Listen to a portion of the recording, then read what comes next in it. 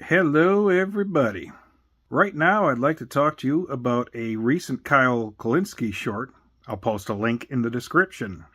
He was showing some polls about gender equality. Basically, the short version is 8th and 10th grade boys. Only about half of them look at women as equals.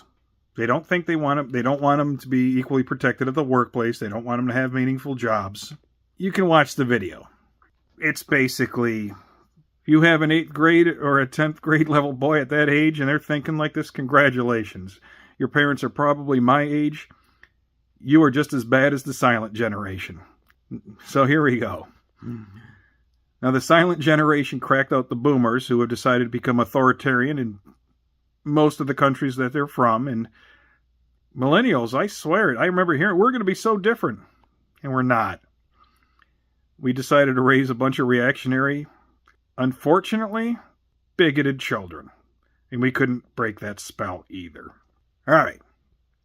So I'm going to go over the part that Kyle does not talk about. And I'm going to talk about that right now. When you don't have people that agree with gender equality, or at least only half of boys do, what does that mean electorally? Well, let's see. We got a president who's been convicted of who's been liable of sexual assault 6 times and has pays out millions of dollars for it. He put in a Supreme Court Justice, Brett Kavanaugh, if you remembered that one. He had more support after his sexual assault allegations than he did before. It wasn't a mistake. Every little creepy little woman beater, every little creepy little freaking sex pest out there that you could think of, well, they became more vocal after that and they exposed themselves. And unfortunately, women, a lot of white women go along with this stuff too. It is kind of sad, but it's the way it goes. So electorally, 8th and 10th grade boys, so it's basically, depending on how old they are, it could be anywhere from 13 to 17-year-old boys.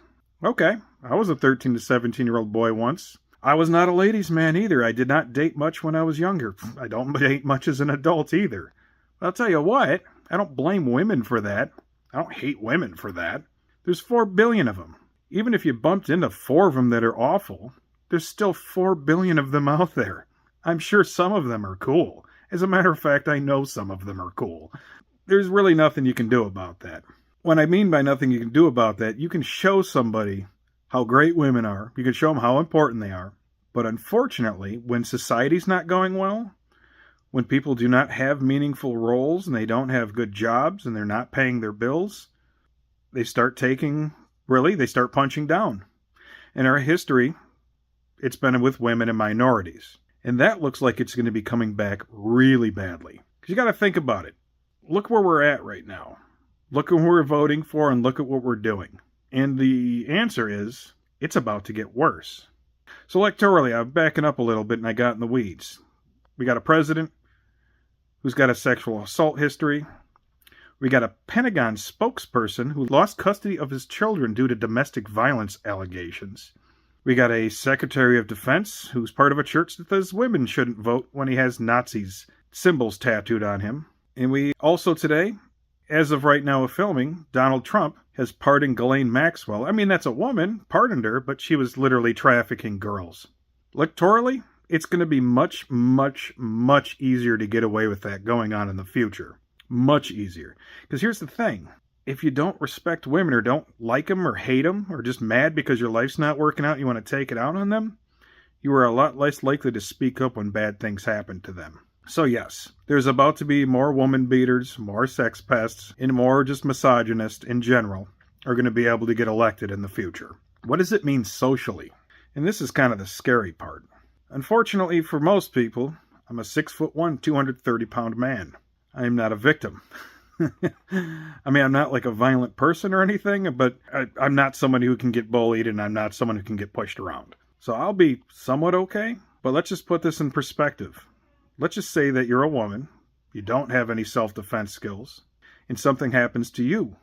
And let's just say that there's a witness, and that witness does not like women. That witness is less likely to cooperate with law enforcement, less likely to speak up, and less likely to get justice for that victim. Say, not a big deal, it's only once, but that's going to happen everywhere. Back in the 1930s in the United States, domestic violence was normalized within media and normalized on television. And honestly, domestic violence laws were not even enforced until the 70s. Police officers didn't want to do it because, well, let's face it, they were like that too. The phrase domestic violence didn't even exist until the 60s and 70s. There really does not need to be a crime called domestic violence. And I'll say that again. There does not need to be a crime called domestic violence. There's already a thing called assault. There's already a thing called battery. There's many different types of crimes, and they're worded differently with each state. But yeah, if you beat somebody up, you should get charged with it. But it wasn't until the 70s that actually misogynist types of men who'd beat up on their families would actually go to jail with a new law called domestic violence, and a result from political pressure did it. So just think about that. There's already a constitution.